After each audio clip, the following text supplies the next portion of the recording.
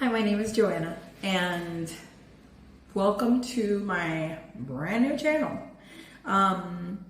In this channel, I just kind of want to share recipes that I really love. I am not a baker, I'm not a chef, but I do have a passion for cooking and baking, and I thought, why not record myself doing it? And maybe, show other people that it's really not that bad. For people that maybe don't like to cook, and they like to watch someone cook, well, here you go. I was thinking about you too. For the people that want to learn how to cook, maybe I can teach you something. And for the people that are great cooks, maybe you can teach me something. I actually want to make sourdough sliced bread today. I made it for the first time about 3 days ago, and my family absolutely loved it. So I figured, why not start a video making sourdough sliced bread? So rewind about 3 months ago and my sourdough making journey. I used to always,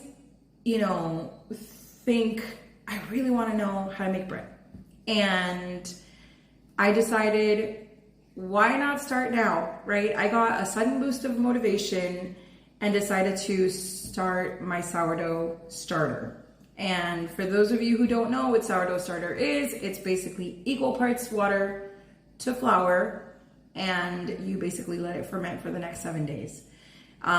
During the days of those 7 days, during that week of fermentation, you also have to feed the starter, and you basically have to feed it once a day at a minimum. I used to feed it twice because I really wanted to get strong and live a really healthy life. But I think at the minimum, you only have to do it once. I'm no expert though. I am just telling you what I've heard from the 2,453 videos I've watched. So I decided to start my starter, and it was going really well for a while. Until 2 weeks after I started my starter, I got mold, and I was really sad about that. I had seen other people revive or rescue their starter from mold, but I did not feel like that was something I could do.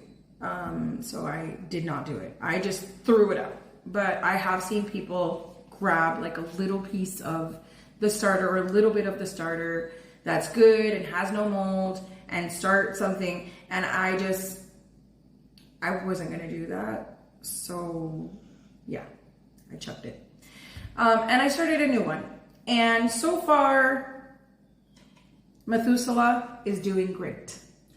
That's my starter's name, Methuselah, because even though it's only 2 months old, I really wanted to live 4 generations to come.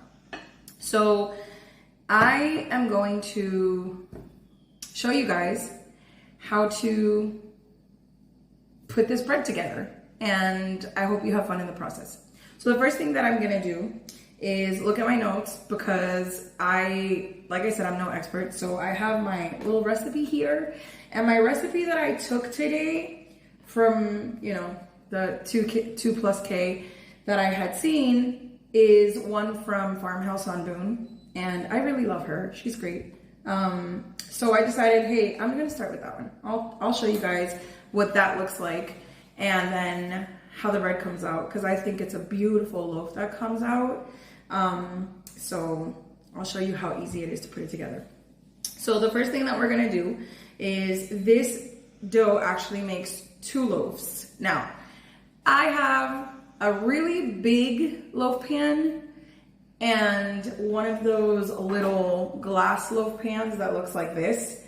My loaves are gonna be discombobulated, as you can see. So I'm gonna have to put more on this one and less on this one. This one's probably gonna come out really pretty and gorgeous, and this is just gonna be our little reject that will get eaten right away. So we're not concerned about that. Excellent. So the first thing that we're gonna do is we are going to find a bowl so that we can start mixing our stuff. Actually, I'm not gonna grab another bowl. I'm just gonna take my stand mixer bowl, that's right here, and this is what I'm gonna use because we are gonna use the stand mixer today. I could knead the heck out of this for like 30 minutes, but I'm not doing that because that's too much work. So turning on my scale, which by the way, I never owned a scale before, but I do now. I'm a proud owner of a scale and I really love it. I love the scale. It's like growing on me. I find myself trying to look for recipes that I can use scales. Even though in this recipe, I'm not gonna use the scale because I just realized I don't need it. So we're gonna put that over here. Actually, she has the recipe and cups and tablespoons and all that, so that's what I'm doing. So sorry for that whole scale introduction. I really do love the scale, but apparently we're not using it right now. Okay, so anyway, scratch that, which I'm not gonna edit off of the video. So first we're gonna start off with 1 cup of my starter, and I'm going to grab my measurement tools because I did not prepare for that. A whole bunch of cup measurements. Okay, so first is our 1 cup starter. I'm just going to grab it right from there. And it's super bubbly, and that's what you want. You want your starter to look really bubbly and just like, you know, like super ooey gooey like that. That means it's super active, and that's gonna rise our dough. So I'm just putting that in there. I'm also gonna grab a spatula so that I can clean off my tools. Excellent. So now that I have this, I can put my starter to the side because I'm not really using that any longer. And I'm gonna cover it up. Excellent. The next thing is gonna be 2 tablespoons of honey. So I'm just gonna put this right on the side. I'll grab a plate so that I can actually just place it on there. I don't like to get the counter on this. Okay, 2 tablespoons of honey. So I'm just gonna grab my honey over here behind me.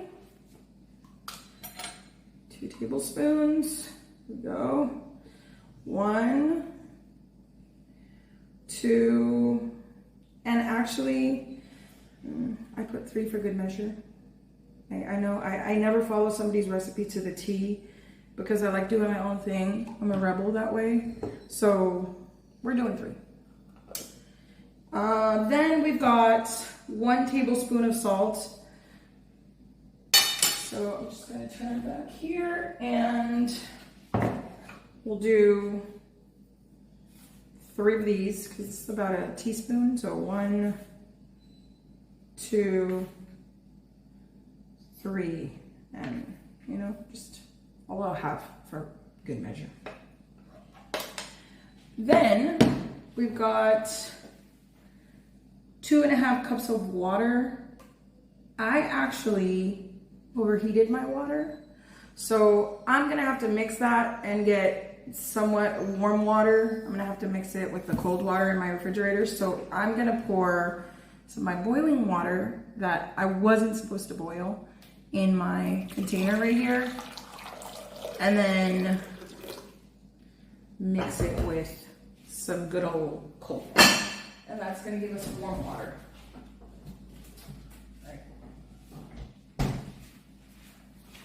So I'm just gonna pour cold water in there until I feel like it's warm. Okay, that's good. So we'll put this back in the refrigerator. Excellent. 2.5 cups of water. So I'm just gonna use the same cup measure that I used for my yeast, and we are going to just fill this up. 1, 2.5. And I'm just gonna eyeball that like I do everything. Then we've got half cup coconut oil, which I've got here.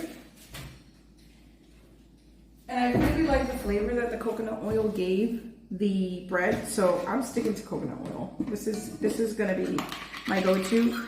I know that in her video she uses butter, but I like it this way. So I'm gonna do half cup. Here we go. That's a half a cup. And that right there. Ooh. Move that over. Take a sip of coffee. I actually heated this coffee up about 20 times because I've had to restart the video because I don't really know how to record myself yet. But it's cold again, but I'm just gonna consider it an iced coffee and, you know, go with that. It's delicious.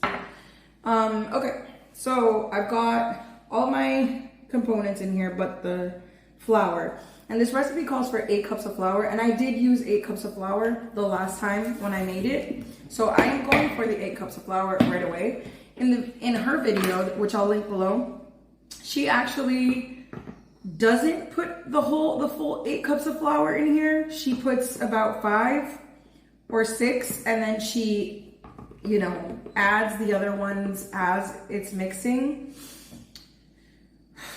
That's just too much work for me. I'm not gonna do that. I'm just gonna like mix it all in here. So that's one. And fluff your flour before you actually grab it so that it's loose, because you don't want to like pack your flour in there, because then it might be too much for the recipe. So that's 2. Let's fluff this out more. That's 3.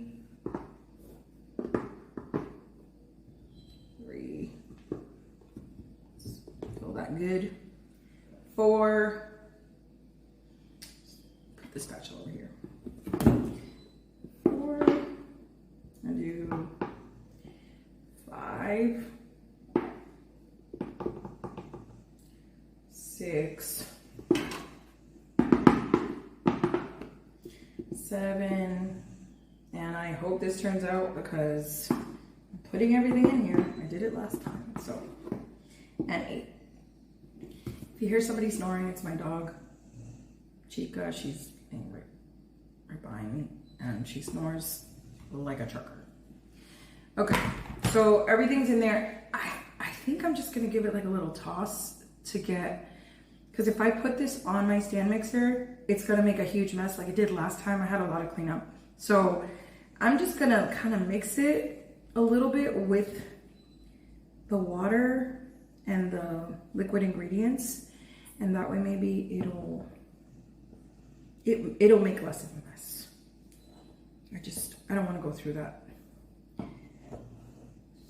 Okay, so this is what it looks like right there, and I think it looks good. Okay, so let's see. It definitely needs a lot of mixing. Now, in her video, she said we needed to mix it for a long time, about 10 minutes, I want to say. So I'm just gonna kind of let it go. My stand mixer is old, and I feel like she's a little tired at this point. So she makes a lot of noise. So I might just put like a little music on, or just completely shut the volume off for this part, because she like makes a lot of noise. I don't want to put you through that. I don't like when other people put me through that. Okay, here we go. Here we go. You're gonna put the dough hook on your stand mixer if you have one, because that's what's gonna help you. All right, let's go down that beforehand. So let me go do that.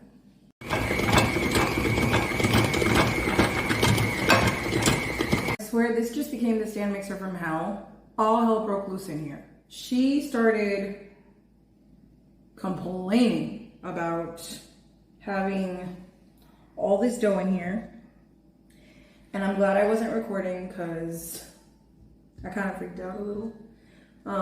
Let's see. It's only been like 3 minutes since I started since I started kneading this dough here. But I'm cleaning it off because I noticed that it was all the way up here. And I don't want it all the way up there. I want it to be below this little thing here. So I'm just gonna clean it off and put it through it again because, you know, that's her job. And I hope I don't need a stand mixer after this, but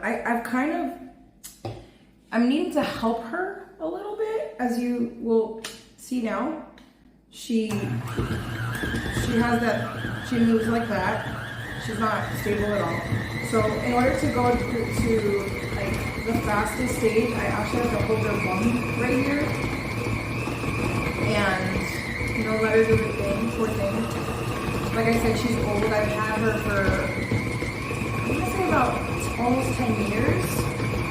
And I kind of feel bad. But I think it might be time for a new one soon. But we'll let her live out her life. I'll just help her while she's living out. Okay, so I kneaded this for about 10 minutes. And I'm gonna stop because it's kind of hot. And I kind of want to give her a break. So we're just gonna knead it for a little bit until I get the right feel to the dough. Okay, I'm just gonna put that over there. I'm actually gonna clean up a little bit, put my containers away, and just get a little bit of space here so that I can knead my dough. So let's put this where it belongs. And I can just put the waters back there. Excellent. So let me just wipe down my counter. I washed it before I started, so it's clean, but it does have a little flour on it. So I just kind of want to get it completely like cleared out of anything that it has on there because I don't want to put any more flour on my dough. It has all the flour that it needs. So I'm going to clean it out from here. I need to get one of those guards where I can put it on top of here and then it'll keep the dough where it needs to be. As you can see, this dough feels sticky, which kind of tells me that kind of have to knead it a little bit more. It still feels kind of shaggy. And what I mean by that is, I'll show you. Let's see if I can get this off of here now. The other day it got stuck on there and I really could not get it out. But if I just tug on it a little, it's like elbow grease. Oh my gosh, done. I'm not doing that. Just gonna take this off, go back here, and just try and take the dough out. That's it. I'll have my husband pull that out later because I'm not going to spend the next 15 minutes trying to do that. Okay, so we're almost there with the dough. Okay.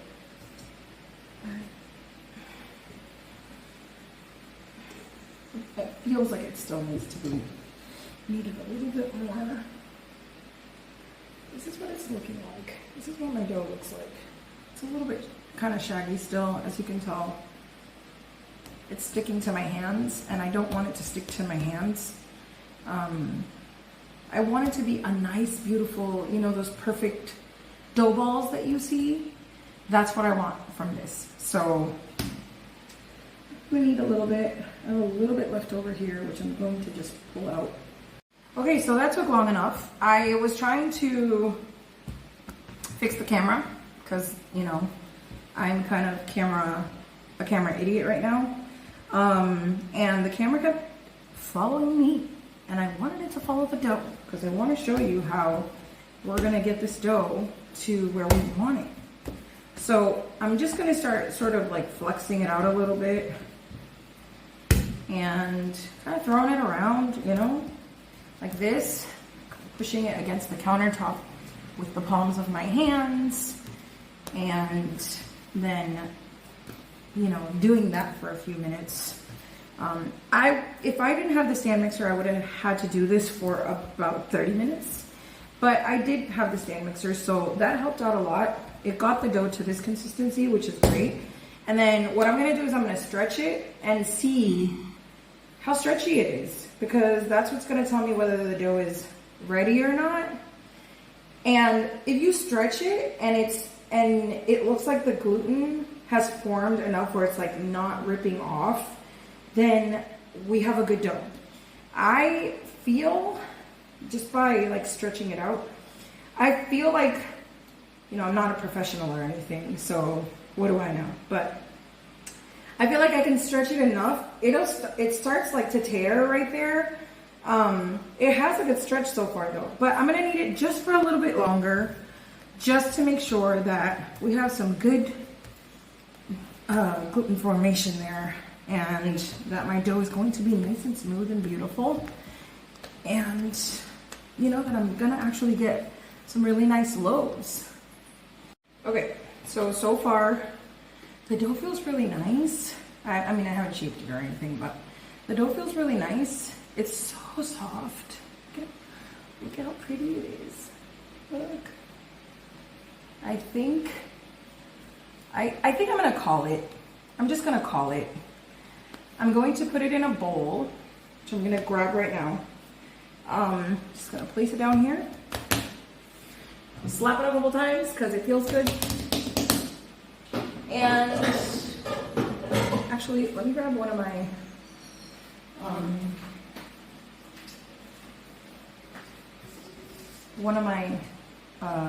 aluminum bowls. Put it right there because it's gonna grow. So I just want to make sure that it has space to grow, right? Okay, so I'm just gonna put a tiny little bit of this in there. So let me show you how much. Just a little bit. Ooh, yeah, like that. Maybe even a little less, but I'm just gonna like spread it around the bowl. And then I'm also going to put a little bit on the top because I don't want my dough to dry up. So I'm gonna put a little bit on my dough. And then I'm just going to grab my dough as such. And I'm just gonna place it in the bowl like that. And then I'm just gonna cover it with a damp towel. And I'm literally going to let this sit in that bowl for like 16 to 18 hours. So one thing that I can tell you is that this is not a fast process when it comes to like the waiting for the dough, but it's not a lot of work as long as you have a young stand mixer, and as long as you don't have to knead a lot. It's not a lot of like hands-on work. It's more waiting. So we're just gonna wait for our dough, and then I'll show you how we're gonna bake this, or how we're gonna shape it first and then bake it. See you soon. Bye.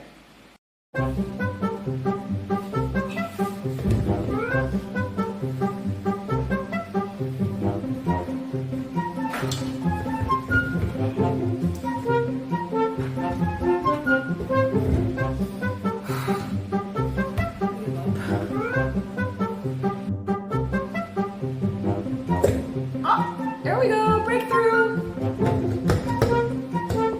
Oh, never mind. It's still stuck. Okay. Yay. I took it out. Now I can clean it. Hi, welcome back. So I just want to finish off yesterday's video. Yesterday we started making sliced sourdough bread, and voila, here it is. It came out beautiful and great.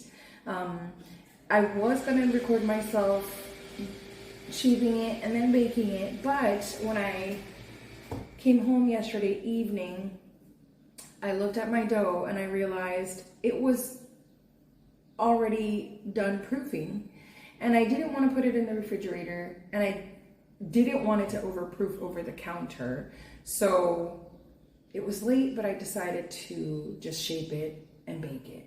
And this is what we got. this beautiful sliced sourdough bread.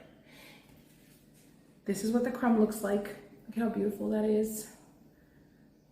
Look at the color. It's just gorgeous. It's a gorgeous slice of bread. So this was the big loaf that I told you I would get. I sliced it. I sliced a few pieces there for us. And then got this cute little one from the dough that didn't fit into the big pan. We made a little loaf, and I actually may end up gifting this to somebody, so I will maybe wrap it and give it away to somebody that I know and that I love. I'm sure they'll enjoy it. So I wanted to just finish by saying that, you know, sourdough bread may seem intimidating. It did to me for a very long time, and that's why I put off baking bread at home on my own.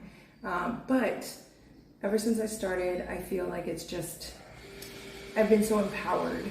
So I'm really happy that I was able to do this, to bake my own bread and to be able to feed my family something that has clean ingredients, and that I just, you know, I feel like so accomplished for being able to make myself.